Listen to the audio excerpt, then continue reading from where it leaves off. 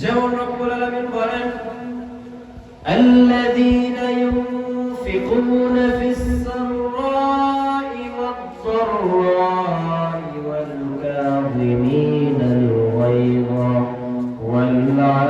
والعافين عن الناس والله يحب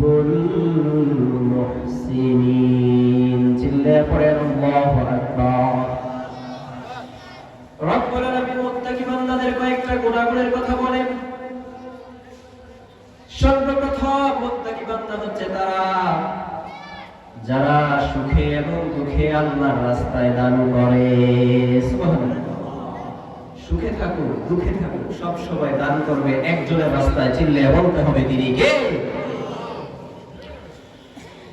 الذين ينفقون في السراء والضراء والكاظمين الغيظ والعافين عن الناس। আপনি ভালো অবস্থায় থাকেন আর খারাপ অবস্থায় থাকেন, সব সময় যদি আল্লাহর রাস্তায় দান করেন তাহলে আপনি হলেন মুত্তাকি বান্দা।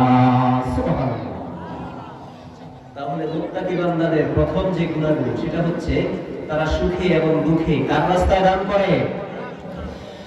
দেখেন আল্লাহর হাবিব সাল্লাল্লাহু আলাইহি ওয়াসাল্লাম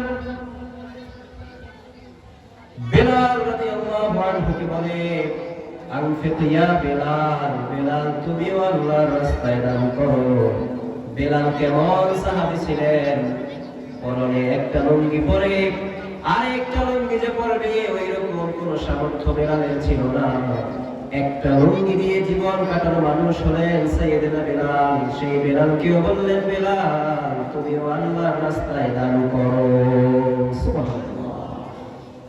আপনি 1000 কোটি টাকার মালিক, সেখানে আপনি 1000 টাকা দান করবেন, কিন্তু আপনি যদি 100 টাকার মালিক হন সেখান থেকে আপনি 5 থেকে 10 টাকা দান করেন, কিন্তু নাই বলে বসে থাকলে হবে না। বিলাল রাদিয়াল্লাহু আনহু শুধু পরনে একটা লুঙ্গি ছিল। এখন বলেন এরকম গরিব কি আমাদের দেশে আছে যে শুধু একটা মাত্র লুঙ্গির মালিক? কি এমন গরিব কি আছে? সুতরাং বসে থাকলে চলবে না, আমরা দান খয়রাত করব কার রাস্তায়? মুত্তাকি বান্দাদের প্রথম গুণ তারা সুখে দুঃখে কার রাস্তায় দান করে। আর জোরে বলতে হবে কার রাস্তায়।